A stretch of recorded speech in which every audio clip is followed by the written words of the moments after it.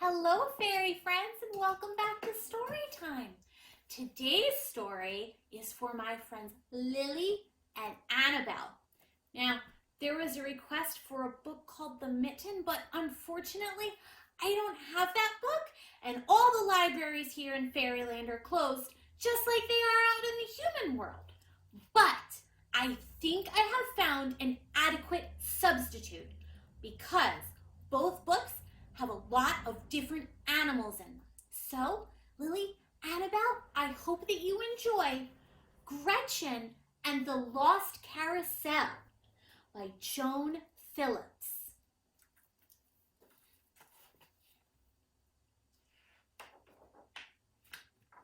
Gretchen and the Lost Carousel. Gretchen was swinging up into the blue afternoon sky. I wonder if I can touch that apple blossom, she thought to herself, and the swing in the old apple tree went higher and higher. Gretchen and all of her friends were playing in the meadow. Little Angela was trying to get into Charlie and Amy's tug-of-war game, and near the stream, Kristen was helping Peter wait for a shy turtle to come out of its shell. "You have to be still, Peter," said Kristen. "We don't want to scare it away." "I'm trying to be still," said Peter. "It's my feet that want to jump." Suddenly, all of the children stopped playing and listened. Voices were coming from the nearby woods. "Who can it be?"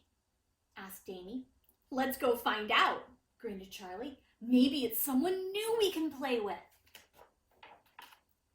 Gretchen led the way to the edge of the woods, and they all peered through the bushes. A little pony was crying. "But I'm too tired to keep looking." A dappled gray mare and a white unicorn looked on as a large black horse answered the little pony. "Please try, Rainbow. We just have to find it before the sun sets." "What kind of horses are they?" whispered Amy. "They don't look real somehow," said Kristen. "But they must be real," answered Gretchen. "They move and they talk." At the sound of Gretchen's voice, Rainbow turned his head. "Why, who are you?" Rainbow asked shyly. "Oh, I'm Gretchen, and these are all my friends. But who are you? We've never seen horses that looked like you before." "We are wooden carousel horses," said the dappled gray mare.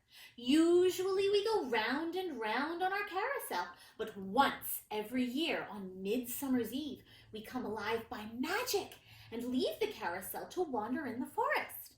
Now, the black horse continued the story in his deep voice. "But the next day we must return to the carousel before the sun sets and the evening star appears in the sky. That's when the magic ends. If we don't return by then, we will turn back to wood wherever we stand. If that ever happens, we will not be carousel horses anymore." "But isn't it about time for you to be getting back?" asked Gretchen, glancing at the afternoon sky. "It's getting late." "Yes, but that's just the problem," said the unicorn. "The carousel is not where we left it. It's gone." "We must find it before the evening star comes out," said the gray mare. "Maybe we can help," suggested Peter. "Yes," agreed Gretchen eagerly. "We can talk to some animal friends if they have seen the carousel." They found Gretchen's friend Barnabas singing in the branches of his favorite oak tree. "Hello, Gretchen," chirped the bluebird. "You and your friends look awfully worried. What's wrong?" Gretchen explained about the horses in the Lost Carousel. "Have you seen it, Barnabas?" Charlie asked. "Well, let me think," said Barnabas. "I did make a trip to the forest today, but I don't remember seeing a carousel. Sorry, I can't help you." "That's all right, Barnabas," said Gretchen. "Thanks for trying." "Why don't you find Chester and ask him?" suggested Barnabas. "He gets a lot of news in town." Chester the cat lived in the brick alley at the edge of town. He and his friends were taking a nap in the sun as usual. "Hello, Gretchen. Hello, everyone," called Chester cheerfully. "What brings brings you all to town on such a beautiful afternoon? We're hoping you can help us, said Amy. Have you seen a carousel anywhere? Asked Charlie. So you want a carousel, do you? Said Chester, scratching his head slowly. Well, the only one I know is kind of broken down now, but it has a lion to ride on, and a big striped zebra, and even a bear with a saddle. Oh, sighed Gretchen, that can't be the horse's carousel. Have you seen a carousel without any animals, Chester? Asked Kristen. No animals, said Chester. I can't say that I've ever seen a carousel like that before. Thanks anyway, said Gretchen. We'll just have to keep looking. Well, good luck, purred the cat, waving his paw until Gretchen and her friends were out of sight. What will we do now? Said Kristen as they walked back toward the meadow. It's getting late. I know, said Gretchen. If we hurry, we can ask Penelope. Yes, said Charlie. She's sure to have an idea.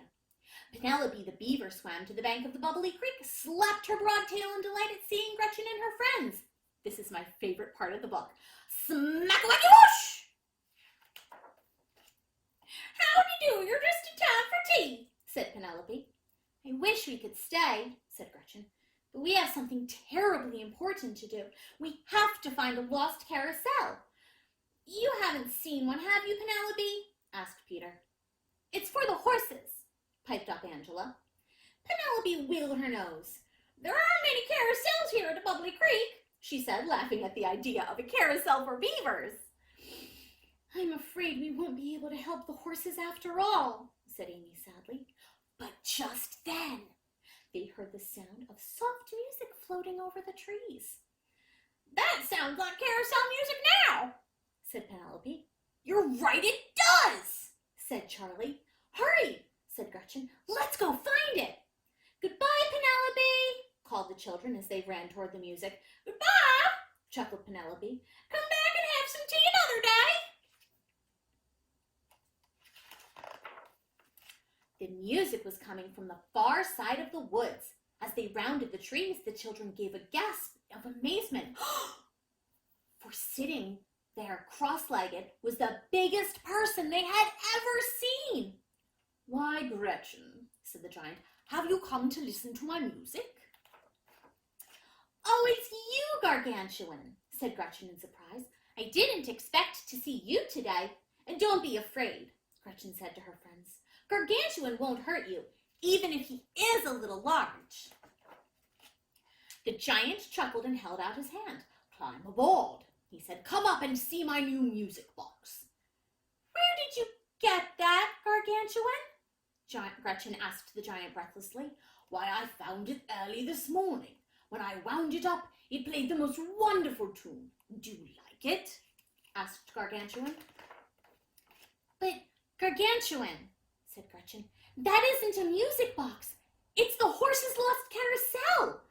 And then Gretchen told Gargantuan the whole story.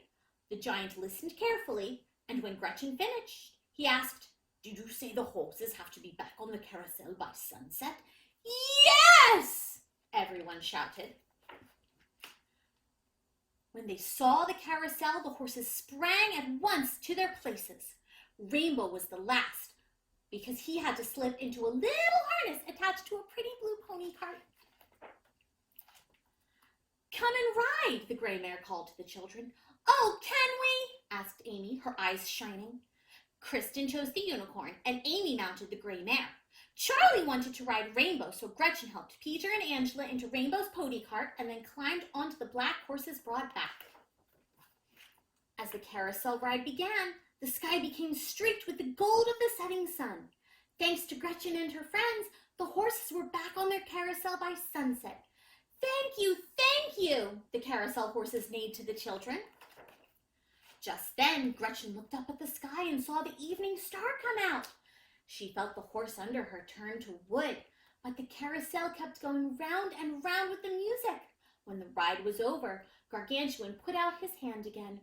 Come on up, he said, and I'll see you home. As the children scrambled over the giant's huge fingers, Gretchen looked up at him. Do you think we might meet Rainbow and the other horses again next year, Gargantuan? She asked. Oh, yes, I think they know you are their friends, smiled the giant.